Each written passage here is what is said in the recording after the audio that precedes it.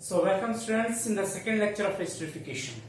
तो स्टूडेंट्स हम लोगों ने पिछले प्रीवियस लेक्चर में देखा एस्टरिफिकेशन क्या है।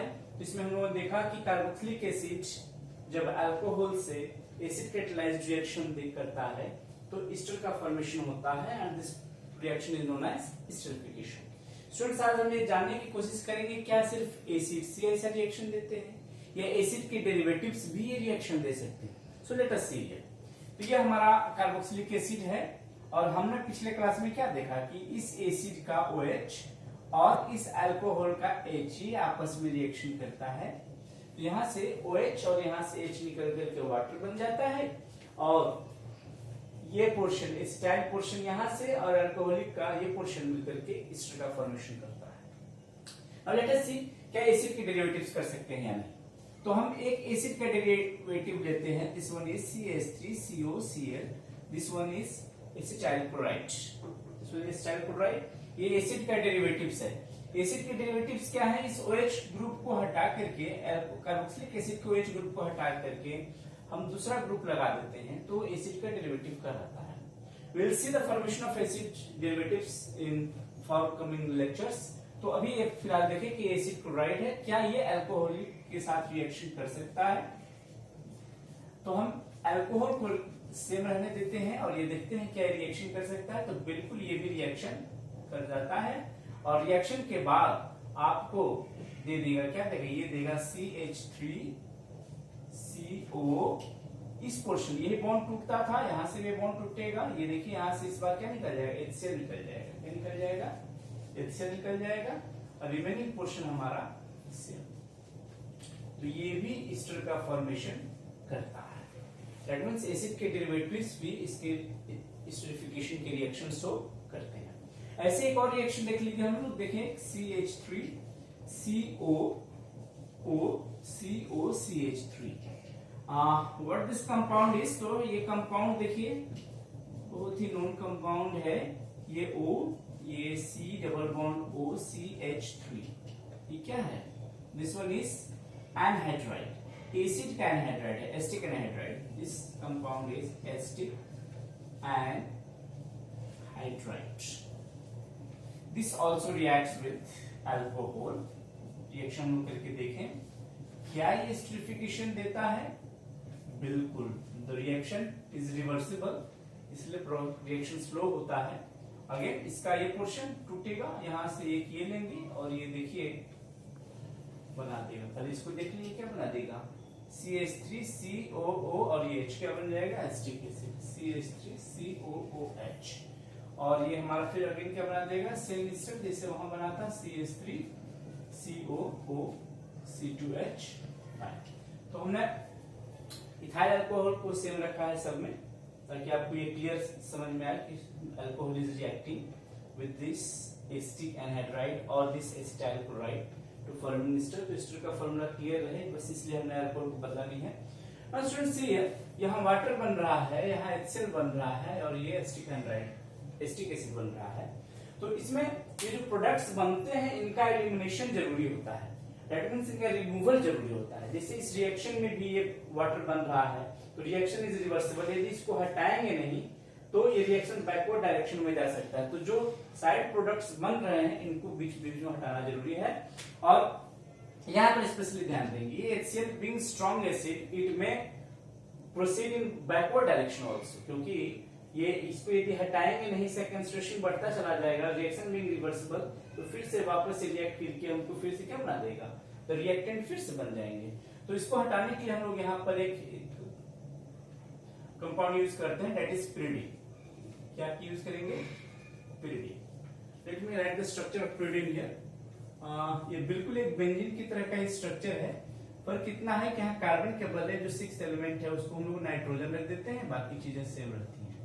It is also an aromatic compound. So वो pyridine का स्ट्रक्चर है। This is the structure of pyridine। यहाँ पे लोन पेयर ऑफ इलेक्ट्रॉन है, it can go into resonance, so it is a very stable compound.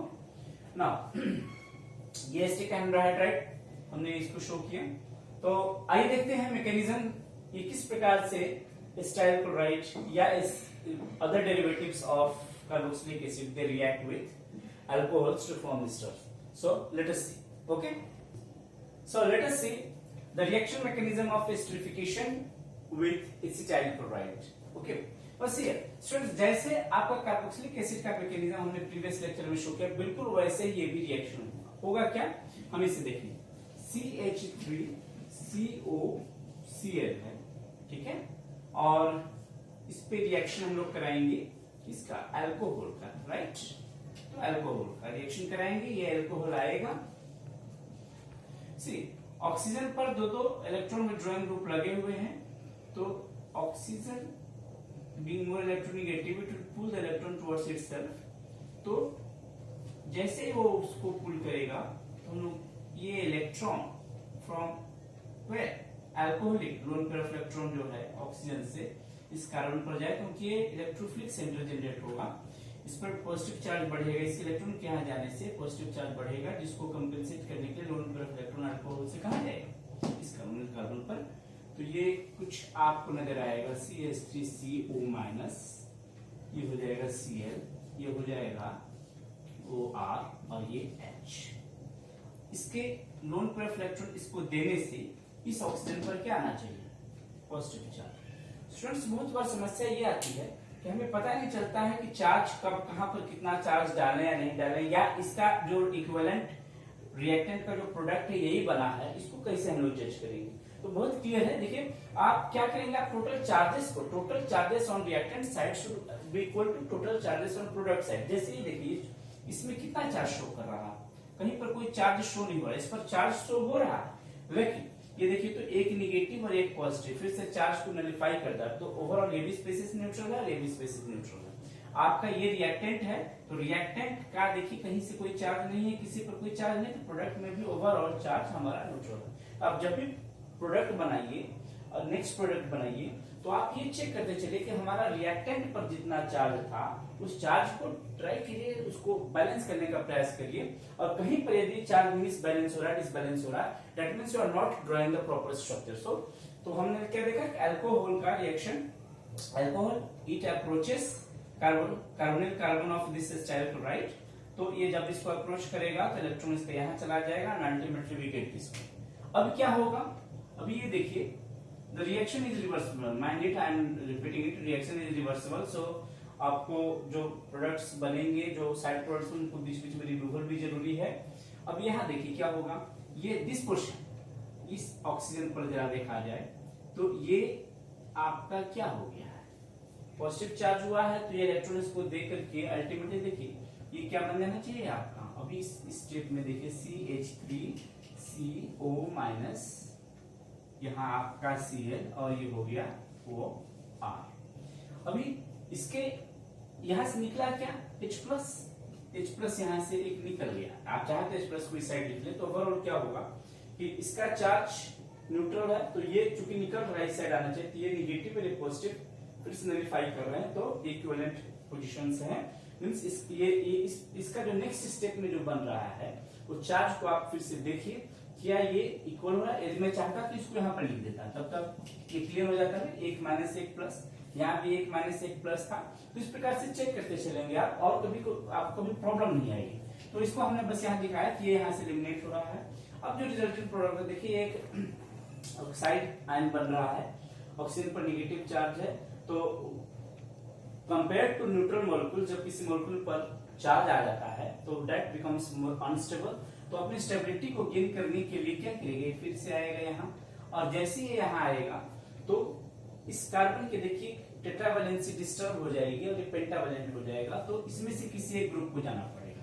तो अब या तो ये क्लोरीन निकल कर जाए, क्लोरीन निकलेगा तो एज ए क्लोराइड आयन निकलेगा, या तो फिर ये अल्कोक्साइड आयन निकल करके जाए। और स्टूडेंट्स चूंकि यहाँ पे कंसंट्रेशन ऑफ अल्कोहल हमने ले रखा है, हम लोग रिएक्शन ही अल्कोहल से करा रहे हैं, तो अल्कोहल का कंसंट्रेशन ज्यादा है, इसलिए ये पोर्शन जाएगा नहीं, और ये जाएगा तो फिर से क्या होगा, फिर से अटैक कर जाएगा। तो दूसरी प्रोबेबिलिटी यही कि यहाँ से क्लोरीन निकले। अब विल डिस्कस कि कौन कौन से फैक्टर्स हैं जो कि डिटरमाइन करेगा कि कौन सा यहाँ से ग्रुप निकलना चाहिए। अब देखिए यहाँ होता है एक्चुअली ये है कि एक तो कंस्टिट्यूशन डिटरमाइन करता है कि कौन सा ग्रुप लीव करेगा, दूसरी होती है ग्रुपिंग लिविंग ग्रुप एबिलिटी। तो हम लोग लिविंग ग्रुप एबिलिटी को भी देख लेंगे, पर इस मैकेनिज्म को देख लेंगे। यहाँ इसका आने से ये निकल जाएगा।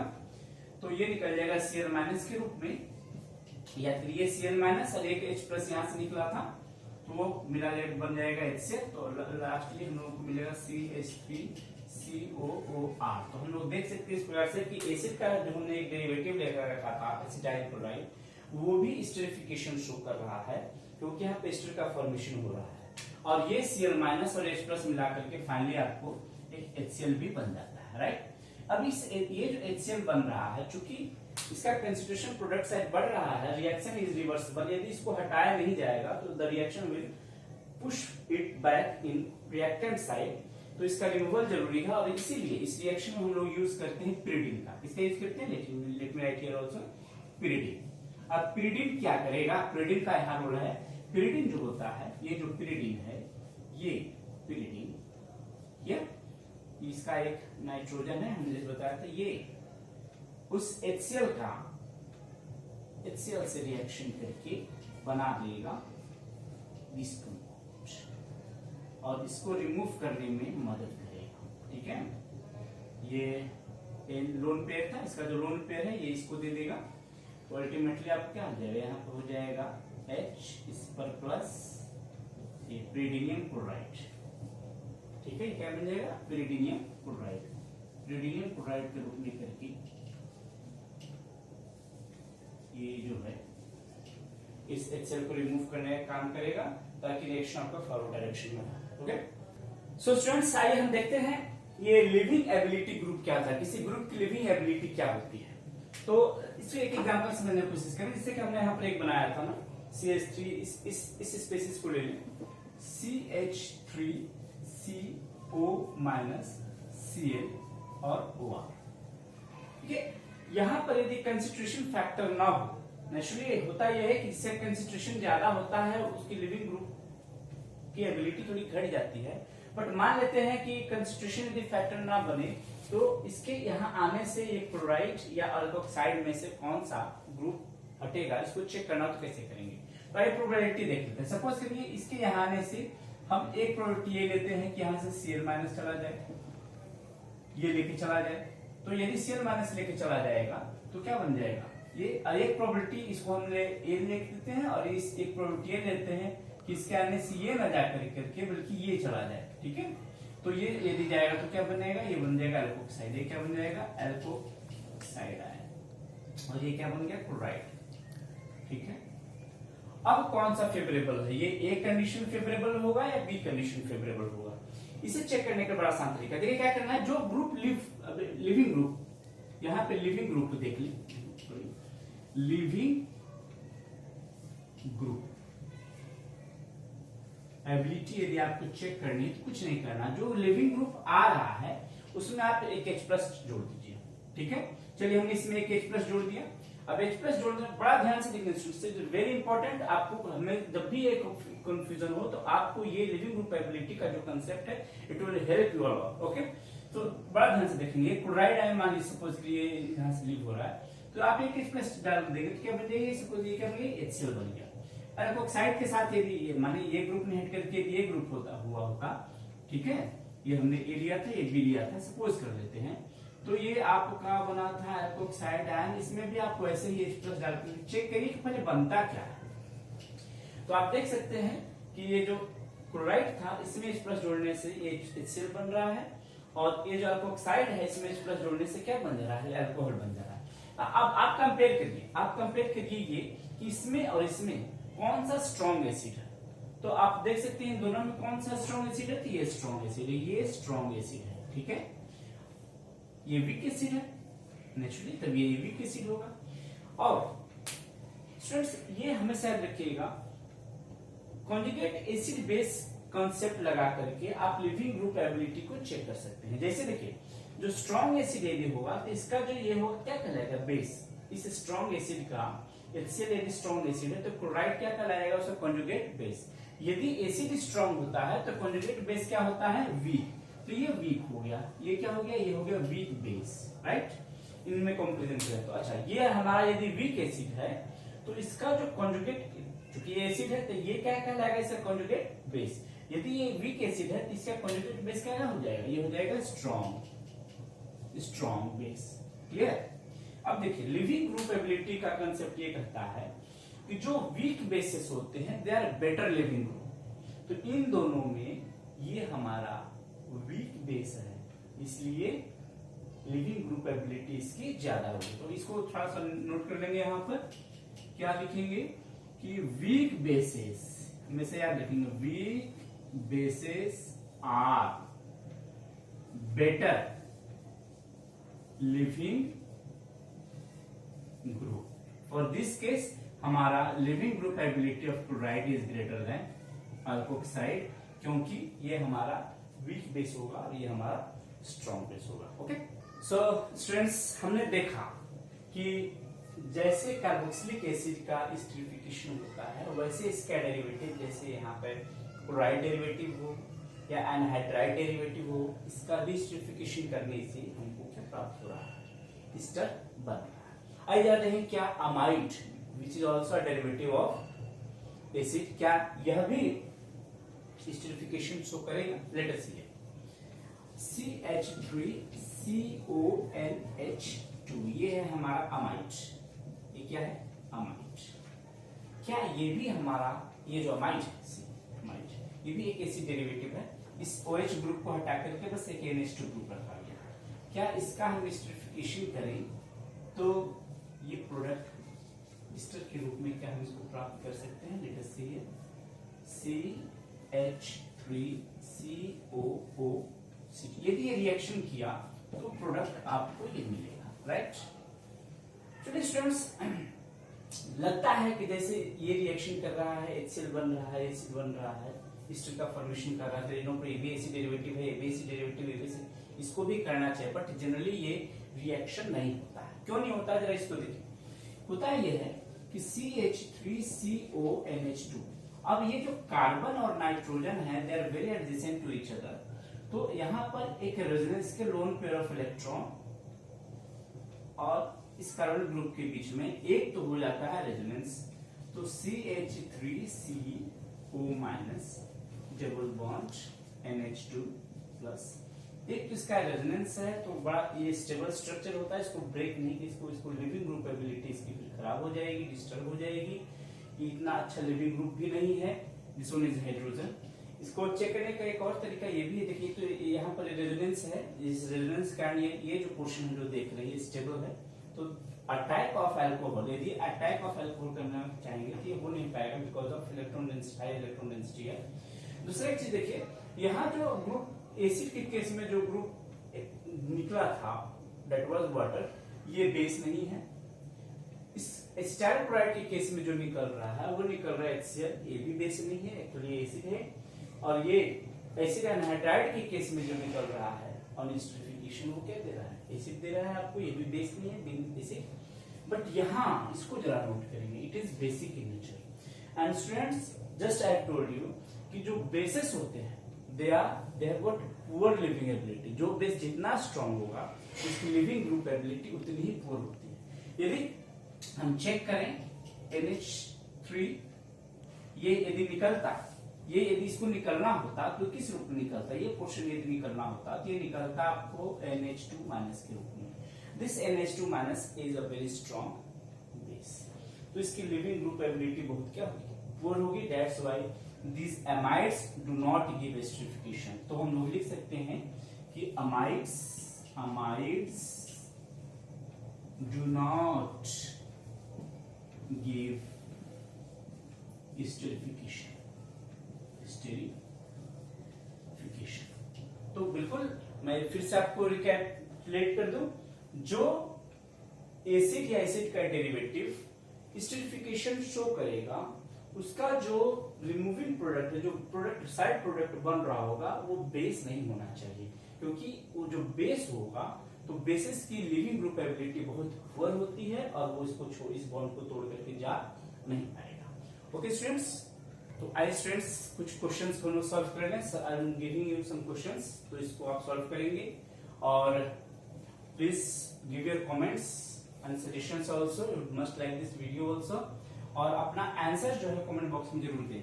सो I am giving some problems here, okay, based on esterification, इसको सॉल्व कर लेंगे। उम्मीद है कि टॉपिक आपको समझ में आ गया होगा। ठीक है, ये हमारा है बेंजोइक एसिड। ठीक है, इसका हमको क्या कराना है, रिएक्शन कराना है फिनॉल से। देख लीजिए हमने क्या रखा है, इसका रिएक्शन करा रहे हैं, दिस वन इज फिनॉल। ठीक है, ये फिनॉल से रिएक्शन कराना है इसका। आपको देखना है क्या ये एस्टरिफिकेशन शो करेगा। दूसरा हम ले लेते हैं CH3 CH2 COCl, और ये ले ले रहे हैं हम लोग CH3 OH। आपको बताना है कि प्रोडक्ट क्या होगा। तीसरा क्वेश्चन ये ले लें हम लोग ले लेते हैं CH3 CO O CH COCH3 plus आपको ले लेना है कि C क्या प्रोडक्ट होता है। तो स्टूडेंट्स इसे सॉल्व करेंगे, will meet in the next lecture. Okay, bye.